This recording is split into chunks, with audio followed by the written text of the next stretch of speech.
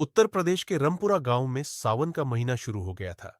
हर तरफ हरियाली थी, नहरें भर चुकी थीं और बच्चों की पतंगें आसमान में तैर रही थीं।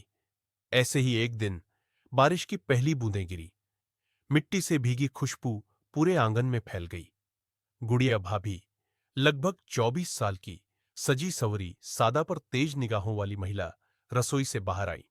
सिर पर पल्लू और हाथ में पानी का लोटा। सामने आम का पेड़ था, जो हर सावन में आम नहीं, यादें उगाता था। वहीं अंदर कमरे से मुन्ना, उनका देवर, जो अभी शहर के कॉलेज से लौटा था, बाहर निकला। 20 साल का, थोड़ा नटखट, थोड़ा सीधा। भाभी, छत पर बारिश का पानी गिर रहा है, लोटा वहीं रख दीजिए, चलिए ऊपर चलते हैं। गुड़िया मुस्कुराई। तू अब भी वैसा ही है, बारिश देखते ही छत पर दौड़ता है। दोनों छत पर गए। टीन की छत पर बारिश की टप टप आवाज दिल को सुकून दे रही थी। गुड़िया बालकनी की दीवार पर बैठ गई। मुन्ना उनके बगल में बैठा।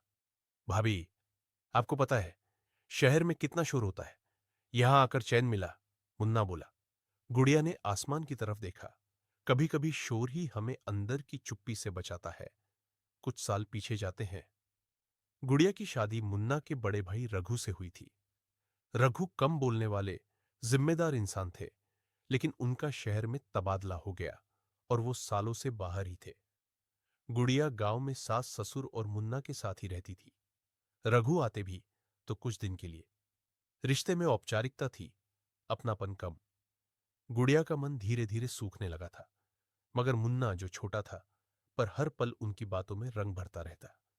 कभी खेत ले जाता, कभी बाग, कभी नहर किनारे बैठकर उनसे कॉलेज की बातें करता। गुड़िया को लगने लगा था कि उसकी अधूरी जिंदगी में ये लड़का कुछ कुछ रंग भरने लगा है। एक दिन गांव में मेला लगा। गुड़िया ने पहली बार काजल लगाया, बालों में गजरा बांधा।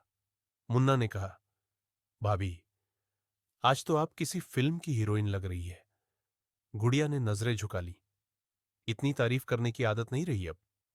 मेले में उन्होंने गुड़िया के लिए चूड़ियां ली और गुड़िया ने पहली बार उसके हाथ से कुछ चुपचाप ले लिया। रात को छत पर दोनों बैठे थे। हवा में ठंडक थी। भाभी, अम्मा, कभी कभी सोचता हूं, आप मेरी भाभी ना होती तो क्या होता। गुड़िया चौंकी, पर कुछ बोली नहीं। बस आंखें आसमान पर टिक गई। मैं कभी गलत सोच नहीं सकता भाभी, पर शायद आपको वो खुशियां नहीं मिली जो मिलनी चाहिए थी। गुड़िया की आंखों से एक आंसू गिरा। और तू वो दे रहा है, बिना कहे बिना मांगे। कुछ महीने बीते। रघु की तबीयत खराब हो गई और उनका ट्रांसफर गांव में हो गया। वो अब घर पर थे, बीमार और चुपचाप। गुड़िया अब फिर पत्नी बन गई थी, पर उनके मन में अब कोई हलचल नहीं थी, बस एक ठहराव था। मुन्ना ने अब उनसे थोड़ा फासला बना लिया था। शहर लौट गया और धीरे धीरे चिट्ठियां भी आनी बंद हो गई। 5 साल बाद मुन्ना की शादी थी। गुड़िया ने पूरा घर सजाया, खुद मेहंदी लगाई, और जब मुन्ना दूल्हा बना तो चुपचाप उससे एक बात कही।